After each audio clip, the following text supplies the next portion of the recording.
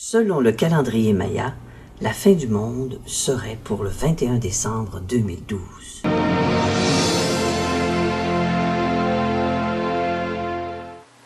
La fin du monde serait pour 2012. Mais la question qu'on peut se poser, est-ce que cet apocalypse serait total ou existerait-il un lieu qui, sur la Terre, serait protégé? À cette question existe une réponse surprenante.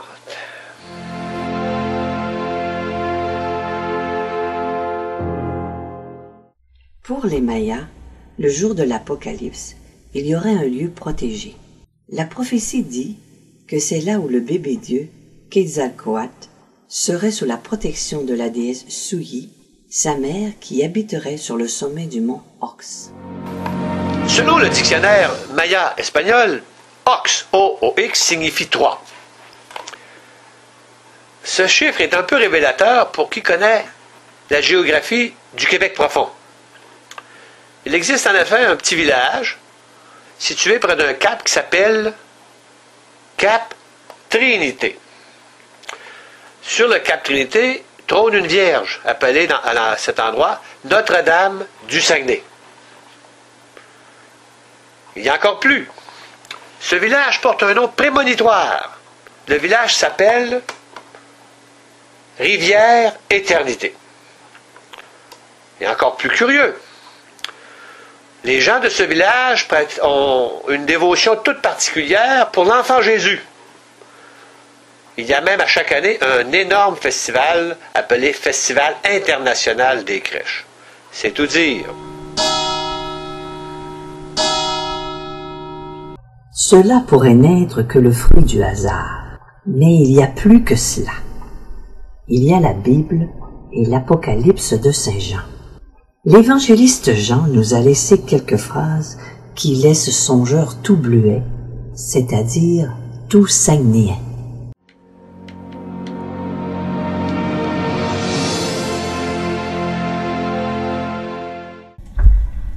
Que celui qui a des oreilles entende.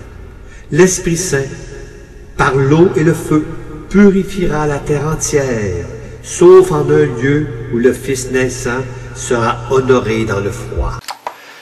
On sait que le village de Rivière-Éternité a été reconnu comme étant la Bethléem du Nord, la Bethléem des Neiges. C'est tout dire. Même que on parle que le village accédera bientôt au club très sélect des villages pieux, reconnus par le Vatican.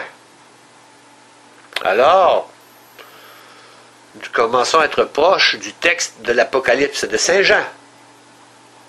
Mais continuons. Il y a encore des choses très surprenantes à apprendre.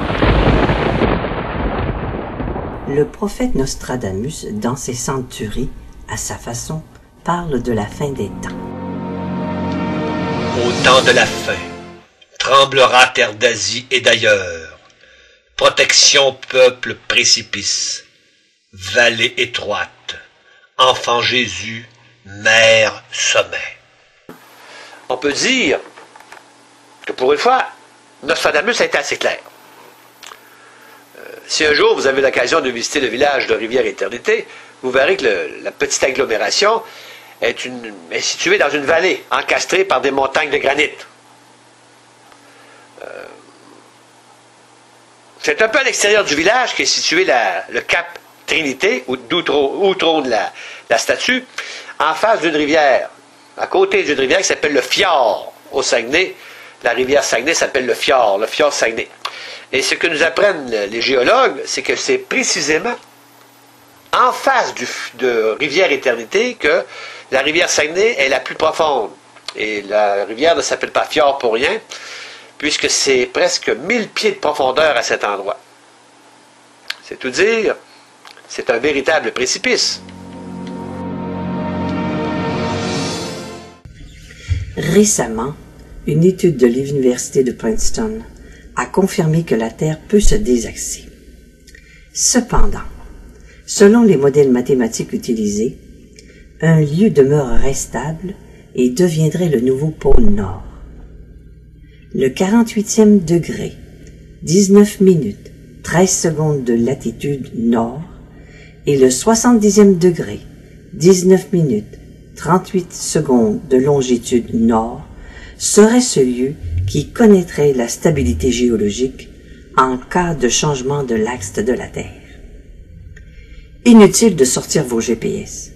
L'étude de l'Université de Princeton parle du lieu exact où est située la statue du Cap Trinité, à Rivière-Éternité.